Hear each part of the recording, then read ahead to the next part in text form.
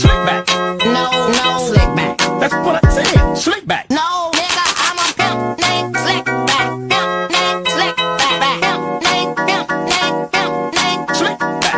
Nigga, are you deaf? I'm a pimp named Slick. Bombastic side eye, criminal offensive side eye.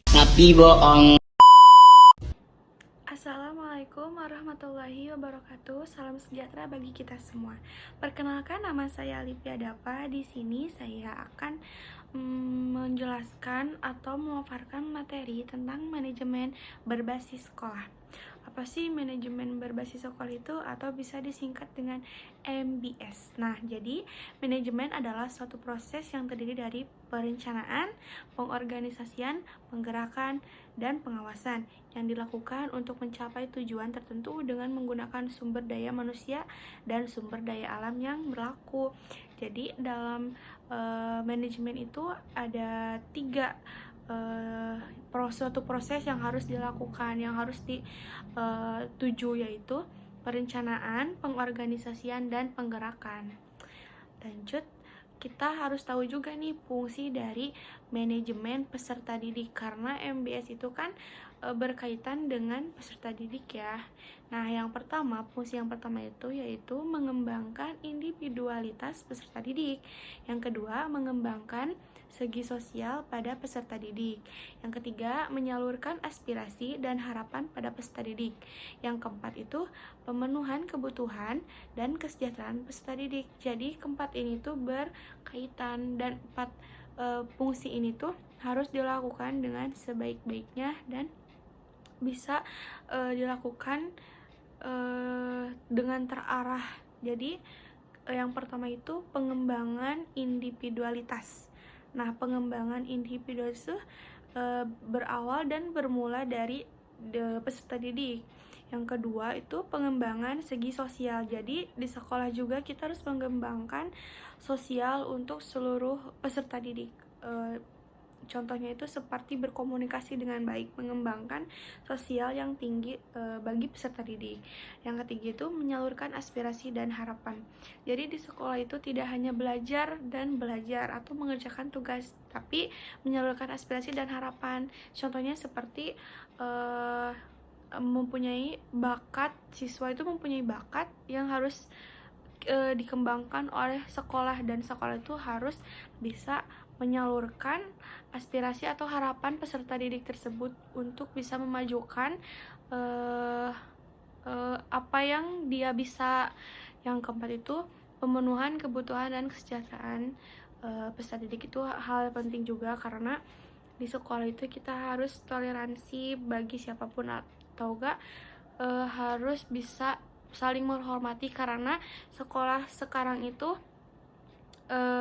kayak terbanyaknya itu inklusi kan, semua peserta didik bisa sekolah dimanapun dan bisa sekolah umum secara bebas gitu. Karena sekarang itu kalau sekolah itu tidak hanya sekolah biasa saja, tapi sekarang udah jadi umum. Lalu manfaat MBS, apa sih manfaat MBS? Yang pertama itu kebijakan dan kewenangan sekolah membawa pengaruh langsung. Yang kedua, memperdaya sumber daya lokal. Yang ketiga, efektif dalam melakukan pembinaan peserta didik. Yang keempat itu adanya partisipasi bersama. Keempat ini juga harus diarahkan oleh yang berkuasa di sekolah tersebut, atau yang bisa dibilang tuh kayak TU ya, yang harus menjalankan semuanya. Mengapa perlu adanya manajemen? Nah, ini kalian harus tahu nih. Jadi manajemen itu terdiri dari 3 tujuan. Yang pertama itu untuk mencapai tujuan organisasi. Yang kedua untuk memanage keseimbangan di antara tujuan-tujuan yang saling bertentangan. Yang ketiga itu untuk mencapai efisiensi dan efektivitas. Jadi mungkin terlalu berat ya untuk kita mengetahui apa itu manajemen, karena yang lebih tahu itu mungkin yang sudah terjun dalam melakukan manajemen di sekolah gitu, seperti TU, pengawas, atau enggak kepala sekolah juga biasanya langsung terjun untuk memajukan manajemen di sekolah tersebut.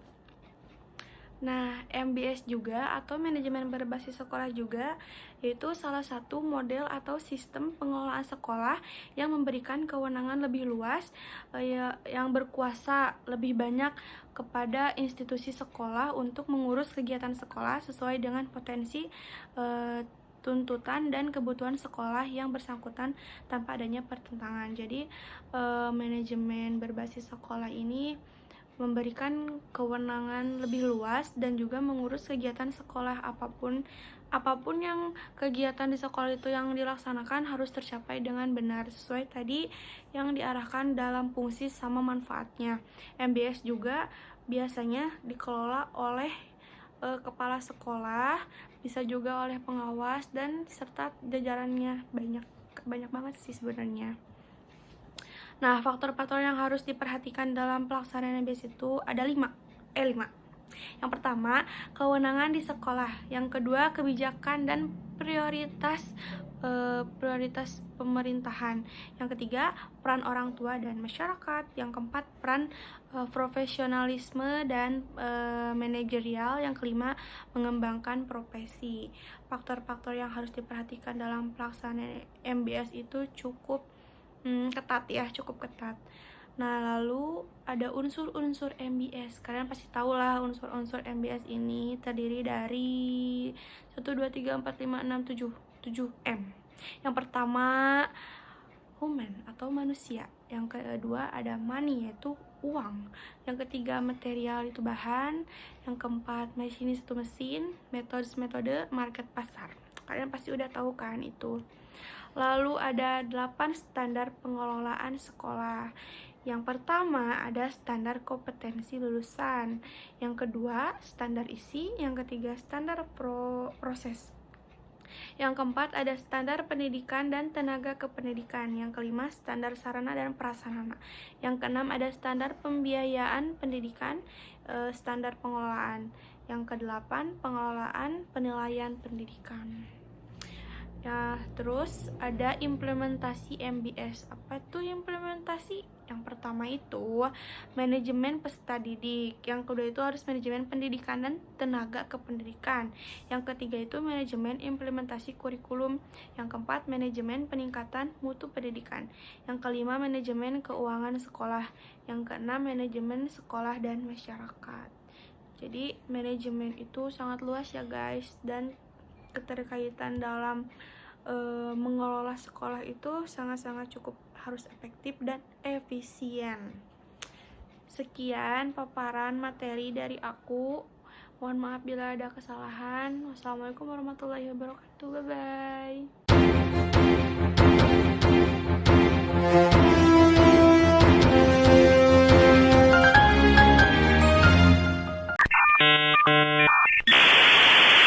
Saya wassalamualaikum bro.